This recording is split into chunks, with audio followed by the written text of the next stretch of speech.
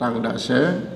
Kemudian lamun kurang daripada nikah maka antina lumbar di pak masjid si terlaksana salat Jumat, lamun ndek terlalu jauh dalam arti ndek sampai menempuh jarak kanggo kasar solat. Sehingga lamun menempuh jarak sampai tempat pelaksanaan salat Jumat niki sampai kasar solat, berarti ia selalu musafir.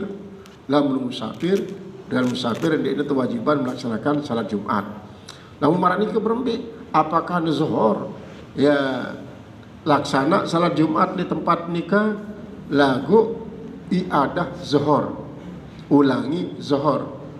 Nah niki lalu timbul masalah bagi mazhab lain yang mengatakan ulama-ulama Syafi'i makat pada ngerombok jadi luwe salat wajib do jadi 6 setelah salat Jumat wajibin salat zuhur. Nah niki yang dibahas di pengajian berikutnya karena pada dasarnya kan dia wajiban jadi 6. Cuma niki merupakan suatu hal si darurat. Silakan laksana salat Jumat si kurang mungkin niki, dan setelah nikah salat zuhur. Pelaksanaan salat zuhur setelah nikah dia berarti ngerombok kewajiban karena ia sesuatu si masyakkah. Nah nikilah Bapak Ibu pengajian yang perlu makin tentang masalah salat syarat sah Jumat. Nah kemungkinan sanara perlu sami silakan.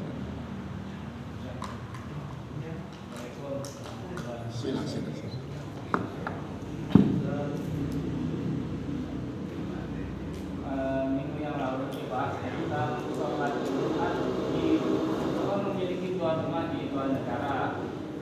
Nah, di mana negara satu itu didominan ditempati rumahnya, maka di situ wajib untuk melaksanakan Jumat. Nah, maksudnya atau sebaliknya, bagaimana dia melaksanakan sholat Jumat di tempat kerjanya atau di rumahnya yang jarang ditempati? Apakah dia sah sholatnya atau batal atau haram?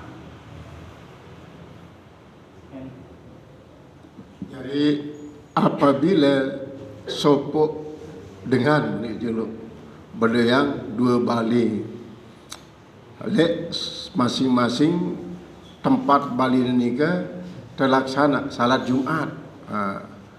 Kemudian mbe tahu nak harus melaksanakan salat Jumat ialah lek balik si tahu nak sering dot. Misalnya lek balik si A palinglah 2 jelur tempat mereka, sementara lek niki 4 jelur. Kemudian saat kedua mbe tak nolak yang dui bandan. Kemudian si ketelu mbe tak nolak yang keluarga di antara dua balik nikah. Tahu dah laksana. Nah, niki adalah dalam segi keabdalan ya, dalam segi keabdalan. Dalam arti ena laksana ia lek balik tahu ne isi agak kurang tempat nikah bau ne laksana dengan satu catatan apabila kesulitan untuk datang tiba wilayah tahu ne sering not nikah. Dalam arti gugur kewajiban ena laksana lek wilayah tahu balina si kurang nendot derika dan kurang harta dan keluarga. Marak contoh sapiran ni kita Arab dan Singapura, begawian di Singapura, keluarga di Singapura, lagu Malaysia tahu na nyewa apartemen. Niki. Karena dengan pertimbangan bermacam-macam ndotlah di Malaysia. Sementara keluarga niki banyak di Singapura, tahu ada begawian di Singapura. Lagu tetap melaksanakan salat Jumat di Malaysia. Niki. Jadi dalam hal ini adalah pilihan isi keafdalan. Maka lebih afdal dia tetap tapi di Singapura. Walaupun memang ia tahu ndot karena pertimbangan harga dia, para pengeluaran dan segala macam niki. Anikilah memang makin niki akan sangat-sangat mungkin terjadi dia dengan globalisasi niki. Tapi lagi traveling yang terus melaju marah nikah.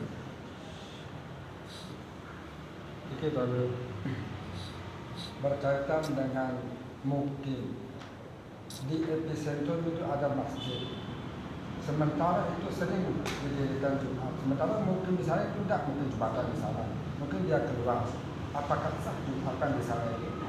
Nah yang kedua tunggu, saya kan di bagian tahanan. Tahanan ini orang Muslim anggaplah 60. Dia ingin didirikan sholat di ruang tahanan itu, sholat Jumat. Apakah boleh atau memang dia berzuhur?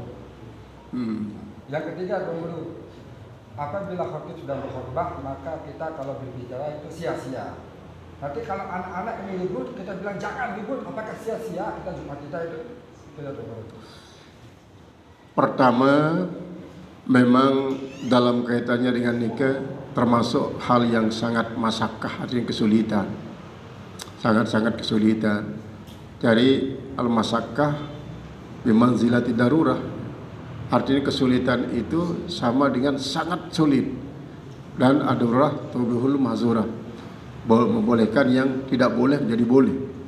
Ya, kadang-kadang yang sunat menjadi wajib, yang wajib menjadi sunat, dan sebaliknya karena yang masakkah. Nah, adapun mengenai salat Jumat di ruang tahanan ini kan ada berapa orang? 6 orang kan? 60 orang. Tapi di situ ada disiapkan tempat Jumat kan? Ada ruangan saja kan? Tapi diniatkan juga untuk tempat Jumat. Orang tahanan ini termasuk dia masakkah juga. Artinya kesulitan. Karena kalau diberikan izin pulang ke kampung, dikawal kan oleh polisi. Kamu hanya 2 jam. Pernah sering terjadi kan, ketika meninggal orang tua kadang-kadang boleh dia pulang, tapi dikawal oleh polisi. Begitu selesai pemakaman kembali ke ruang tahanan. Nah kemudian kenapa tidak dibebaskan untuk tidak salat Jumat? Maka itu sebenarnya merupakan bagian daripada edukasi. Artinya untuk mendidik mereka secara spiritual, sehingga mungkin dengan berkat mereka melaksanakan salat Jumat di situ akan menjadi tobat, berubah dan sebagainya. Nah, itu mungkin. Nah, kemudian kalau di tempat kerja, di pabrik misalnya, termasuk di itu, kemungkinan besar ada mereka yang mereka ikuti. Kemungkinan besar ini, kemungkinan besar ada yang mereka ikuti. Seperti di mal-mal yang besar-besar itulah, kadang-kadang nanti sangat besar, situ ada Jumatan. Begitu juga di depan perusahaan, dan bahkan seperti di permasalahan beberapa kantor, ada dinas-dinas misalnya kan, itu kemungkinan mereka ada yang mereka ikuti. Adapun kalau kita kembali kepada apa yang dalam kitab ini, maka mereka harus pulang ke kampung masing-masing. Dan mereka akan punya kesempatan, misalnya kalau dari Teliwang misalnya ke Gerong, kan tidak sampai berapa jam lah sampai di sini, kemudian kembali lagi. Apalagi kalau diberikan kesempatan sejak jam 12 sampai jam 2 misalnya. Tetapi karena ada yang membolehkan, ya silakanlah tempat itu. Sehingga dengan demikian ya kita husnuzon saja lah dulu. Karena ini merupakan suatu yang ya sangat serba mungkin terjadi seperti tadi itu, karena kondisi dan lain sebagainya. Sehingga mungkin saja beberapa para tokoh, para ulama pernah mengadakan ijtima untuk berbicara tentang hal itu. Jadi kita cukupkan Bapak Ibu pengajian kita. Ini juga kita sedang berada pada bulan turunnya kewajiban sholat. Mudah-mudahan aktivitas kita ini merupakan salah satu bentuk daripada kita mensyukuri dan memperhatikan apa yang dibawakan kita oleh Rasulullah SAW, dan semoga berkah adanya di bulan Rajab ini dan bulan Sya'ban, dan mudah-mudahan kita bisa sampai ke bulan Ramadan nanti. Atas segala kurang dan mohon maaf sebesar-besarnya, dan atas segala perhatian kita diberikan ridho oleh Allah Subhanahu wa taala. Assalamualaikum warahmatullahi wabarakatuh.